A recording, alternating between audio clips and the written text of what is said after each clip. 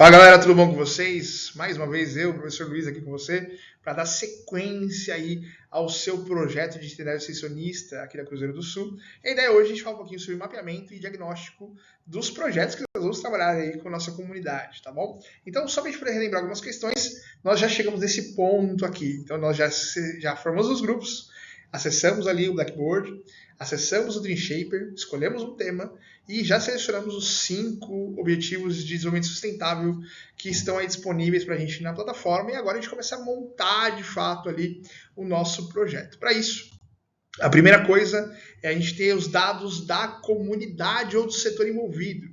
Isso é importante para projetos que, obviamente, que vão ter aí essa necessidade de você entender um pouco mais sobre a questão da comunidade. Então, para isso, você vai descrever como que é a comunidade, uma indicação que exista ali sobre a relação entre a universidade, o docente, a comunidade, ou algo que você já conheça mesmo ali dentro desse eixo. E ali você vai poder selecionar o nome dessa comunidade, onde ela fica, e os eixos sociais. Os eixos sociais basicamente são, ou vai ser sociedade civil, como associações, coletivos, ONGs, ou até mesmo organizações de pessoas físicas, empresas, que pode ser formal ou não, de qualquer área, com objetivo primário gerando renda, isso é importante. Pode ser do governo, como por exemplo, qualquer nível, entre federal, distrital, estadual, municipal, ou aqui em São Paulo tem às vezes aqueles subprefeituras ou submunicípios, né? Então também pode ser usado nesse sentido.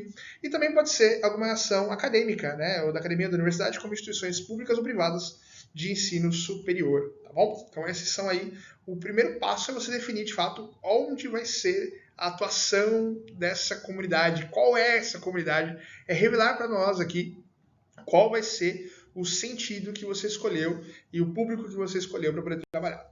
Com isso definido, nós passamos então para os objetivos, que são divididos em 2, objetivo geral e objetivo específico, né? O objetivo geral você vai fazer de fato ali relacionar um problema, que é mais que tipo, você vai trazer aquela situação problema daquilo que foi pensado.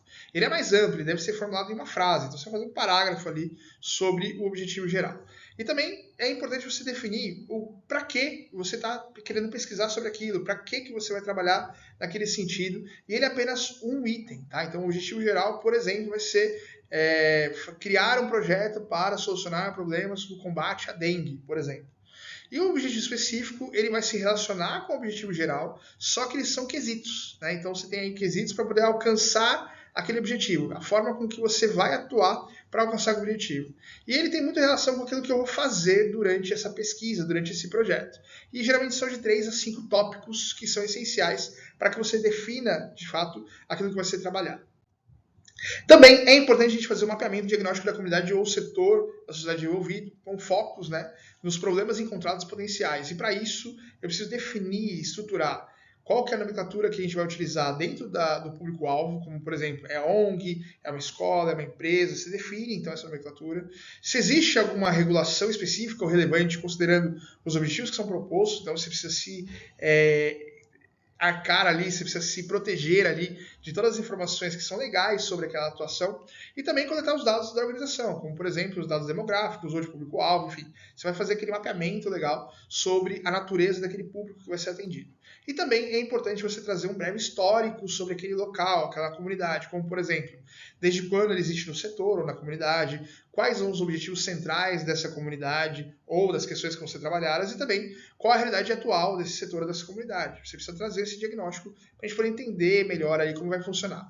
Isso também pode ser trabalhado no itinerário formativo 1, tá? No itinerário extensionista da primeira fase. Se você quiser seguir com aquele projeto, você pode seguir nesse momento sem nenhum problema.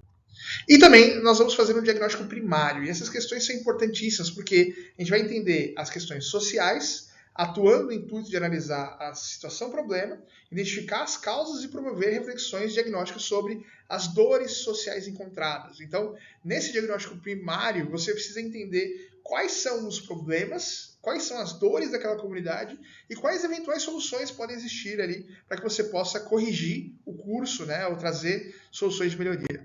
E para isso, nós temos algumas questões que a gente chama de questões norteadoras, né? Então, são, por exemplo, quais as principais dificuldades que encontradas para que você para aquele setor, aquela comunidade atinge os objetivos, quais são as ameaças e as potencialidades encontradas naquele local. E na sua visão, as potencialidades podem se reverter em algum problema? A gente tem aí como fazer esse diagnóstico de forma bem rápida e precisa. E a justificativa também é importante nesse momento, que seria você justificar aquela escolha desse setor da comunidade, ou seja, por que você optou por esse setor ou pela sua sociedade, como o seu conhecimento pode contribuir de fato para um diagnóstico encontrado e como esse setor da sociedade pode contribuir com a sua formação, porque é uma via de duas mãos. Né? Apesar de você atender a comunidade, também isso é importante você entender se aquela prática daquele projeto vai ser importante também na sua formação como ser humano, como profissional. Tá bom? Bom, eu espero que você tenha curtido, tenha entendido bem legal esse primeiro momento aqui, porque de fato ele existe para você poder refletir bastante ali, não só na escolha do tema, mas também como você pode mapear essas questões e dar sequência, então, no seu projeto. Lembrando, ficamos aqui sempre à disposição para eventuais dúvidas, para te ajudar aí a se organizar com o seu projeto, tá bom? Forte abraço para você.